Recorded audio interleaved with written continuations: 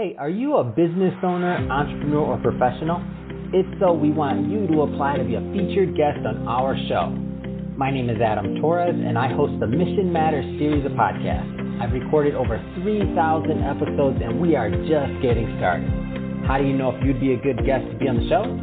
Well, only one way to find out, and that's to apply, but I'm going to let you in on a little secret. We want guests that have a story to tell, guests with a brand, a product, or a service that can benefit my audience of listeners. If this sounds like you, go to missionmatters.com and click on Be Our Guest to apply. I'd love to talk to you and get to know more about your story. Again, head on over to missionmatters.com and click on Be Our Guest to apply. All right, now let's get into the show. Hey, I'd like to welcome you to another episode of Mission Matters, your source for all things business.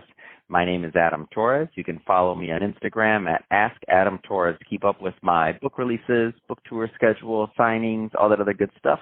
Always love to connect with you there.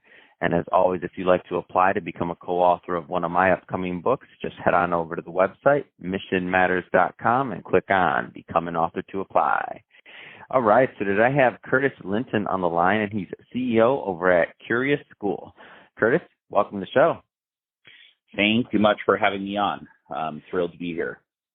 All right, so excited to get into today's topic. So we will be talking about the difference between diversity, equity, and inclusion, also known as DEI. And maybe just to get us kicked off, tell us a little bit more about Curious School. Well, so the background of Curious School, I've had 20 years working in education, and just to tell you a bit about myself, I'm a straight white guy who grew up in suburban Salt Lake City, Utah. So, not exactly your typical person who you think would be trying to work in DEI. But through those years, what was fascinating for me was I discovered that difference is reality. And so when we talk about DEI, diversity, and I'm going to switch it around, diversity, inclusion, and equity. I ask people to first and foremost just accept diversity is our reality. We can't actually work on diversity. Diversity is just our modern reality. It is here, and that's that. Inclusion is about creating a safe space for everyone to show up in the room. But when we come to equity, well, equity is really the work of changing the policies, the procedures, the practices so that everybody can have an equal opportunity when they get into that room. And so it's really diversity, inclusion, equity. And I also call equity, it's the operationalization of equality. We all want an equal world, but if it's unequal, we've got to operationalize equality. And so coming as a straight white guy through this, just assuming that, I was particularly good at school, and discovering later that it wasn't so much that I was good at school, it's that all my teachers, staff, everyone else, I was set up to succeed. I was like them in almost every single way. Both my parents were educators. Failure would have been the surprise with me. Success was never the surprise. And so the system was set up for me to succeed.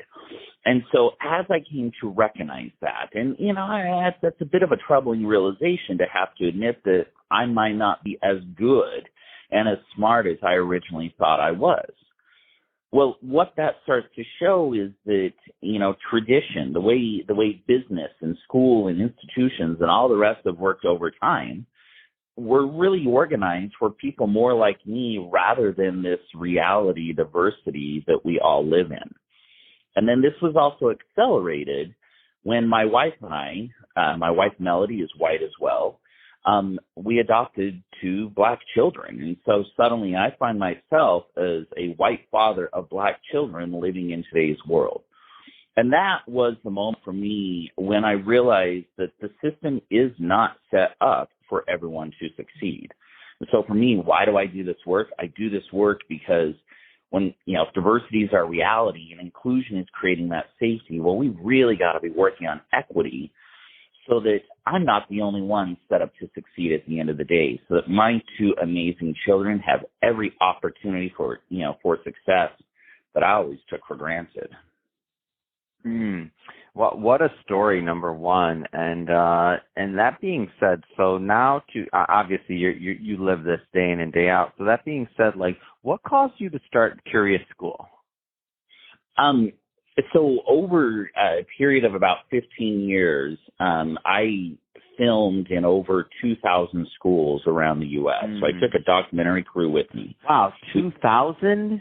That's a lot. That's a lot of school. That's a lot of man hours. Wow. It is. 2,000 of anything is significant. Yeah. But it was such a fascinating journey over that time, and so all of it was focused on, well, what's actually working? And it started to become more and more apparent that certain schools were figuring out with all kids and other schools were not. And so this was all while also being an entrepreneur, while being an owner in a company called School Improvement Network, where over time we ended up serving over 1 million educators, with professional development based upon this filming that we were doing. And so I'm both working in the education world, but I'm also working in the business world. I building up a fast-growing company, seeing how the politics of business, the C-suite and all the rest work, both for the benefit of some and not always for the benefit of others. So it's living that reality in the business world and the education world, and then by extension within our own family. And along this, about this time, my wife and I started a small foundation called the Domino Foundation, where we were taking this knowledge of what schools were doing to connect with all kids, and we started sharing it with parents, transracial adoption parents, just like us.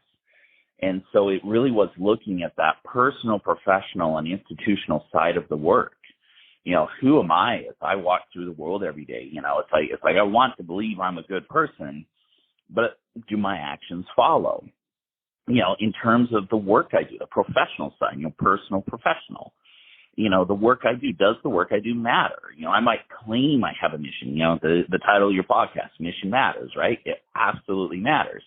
But does my work actually support that mission that I'm claiming to profess?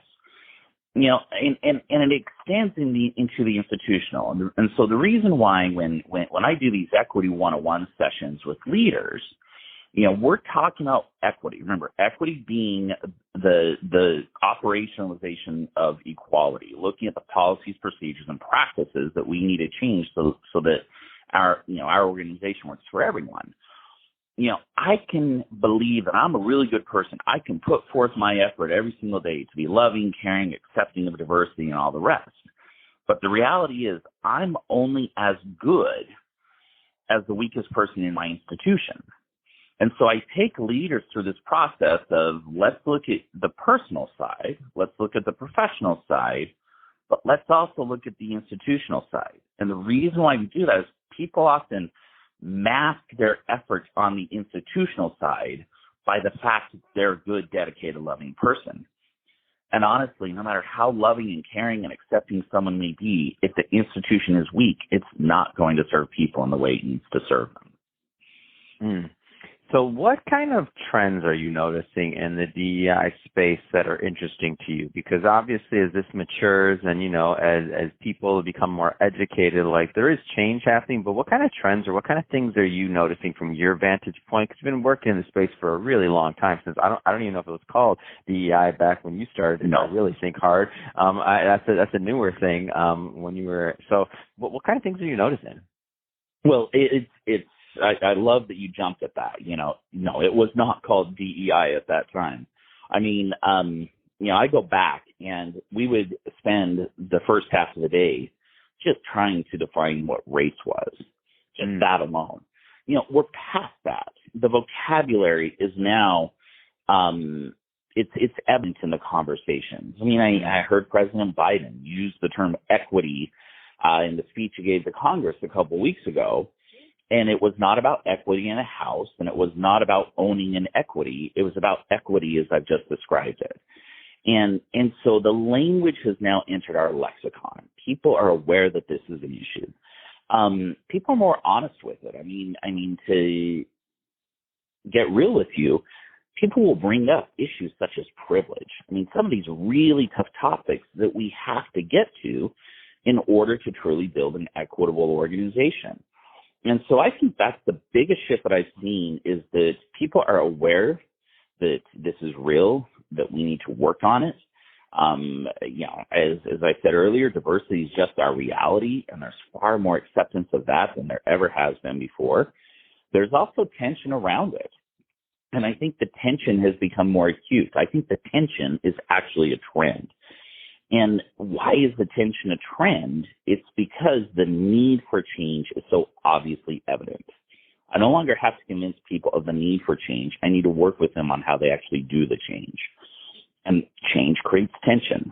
How many times have you talked about that, with various guests or along that theme in your podcast? Change truly creates tension, but change is also the true opportunity. And so I'm actually, we live in interesting times to say the least, but honestly, I'm really encouraged. The trend is pointing towards real change that will really benefit, the reality of the people, the reality of the diversity of the world we live in. Wow, well said.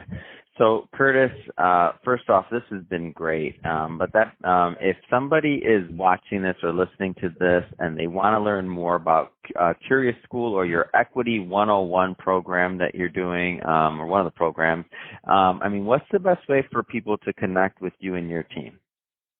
So best is either follow Curious School on Facebook. You can also link up with me, Curtis Linton, on LinkedIn. LinkedIn is a great place to reach out to me. You can learn more about these programs. Also, CuriousSchool.org. But I want to put an invite out here. So I'm actually launching a really fun program with Equity 101. And it's an Equity 101 Lunch and Learn. And what this is it's a cross-sector monthly session where we'll be discussing equity. We'll be going through the definitions and the application, really the application of equity, but it's over lunch. And so one of my other business ventures, Curious Table, we actually craft really beautiful food that we ship to people. And so the goal with this is that we will ship all Equity 101 participants a lunch. They get it, they warm it up, they're able to do it from their home or office, and then they come on to a really vibrant, engaged learning community, once a month. And the reason why I want to do this, what if COVID has shifted so much, right? I've actually discovered that professional learning communities built on Zoom, when well managed, are actually more impactful than everybody having to drop they do and travel to a location and spend the whole day there. We can learn more as a community in these 90-minute sessions, sharing the lunch. Another time we can get into all the brain research around when you include food in learning, it actually activates the brain and secures the learning in our memory. Food is a real powerful tool in learning. It's just a whole fun way we've constructed this. But the goal with these Equity 101 Lunch and Learns is that people are coming to it. They're engaging with people from different sectors, educators, healthcare, social services, business leaders, learning from each other every single month so that collectively we can become effective leaders of equity in whatever organization we lead. And you can learn about that at CuriousSchool.org. Fantastic. Well, Curtis, again, really appreciate you coming on the show today and sharing more about your background and all the great work that you're doing over at Curious School. And to the audience, as always, thank you for tuning in. Hope you got a lot of value out of this. Hope you learned a lot. If you did, don't forget, hit that subscribe button. We definitely want you to be a return listener or viewer. And Curtis, thanks again for coming on the show. It's been a pleasure. Thanks a ton. Bye.